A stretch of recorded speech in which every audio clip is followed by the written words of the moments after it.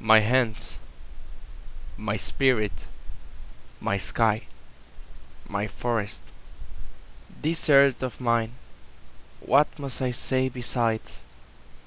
These are the words, these are the answers.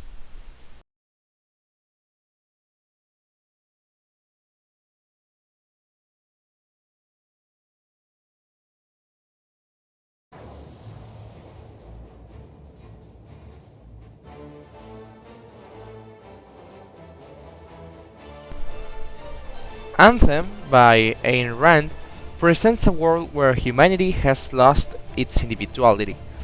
To put you in context, the society in Anthem is located in a distant future. However, they do not have advanced technology. We could think that a society that is after us will have better technology.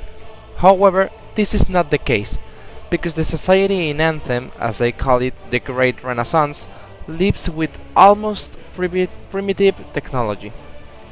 Within this book, we are shown a society where science, love, and civilized people have completely disappeared. A society where only humans serve to the state.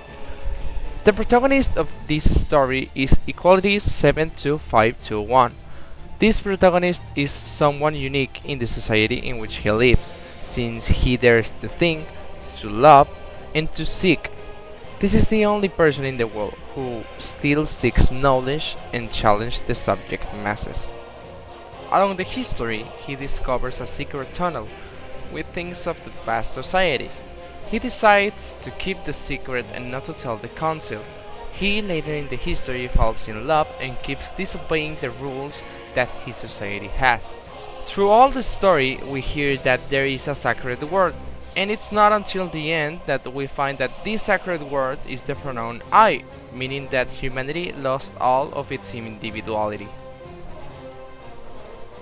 Also, during this story, we see how not only the protagonist, but also his partners continue to disobeying the rules of society.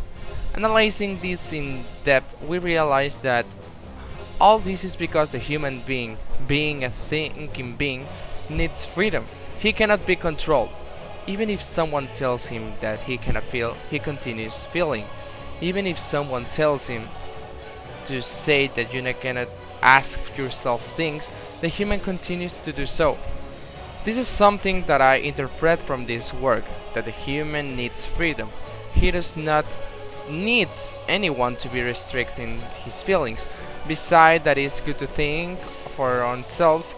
It is correct to feel, and as humanity, we must not allow ourselves to be limited.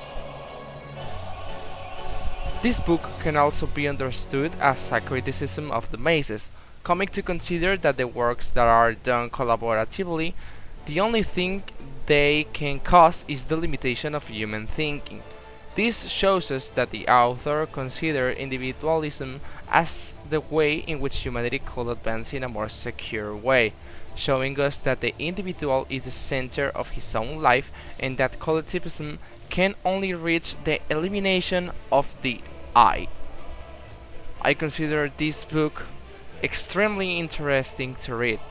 It is important to understand the vital of the work, which is the freedom of thought and the recognition of each person as an individual, being able to make their own judgments, and I highly recommend it.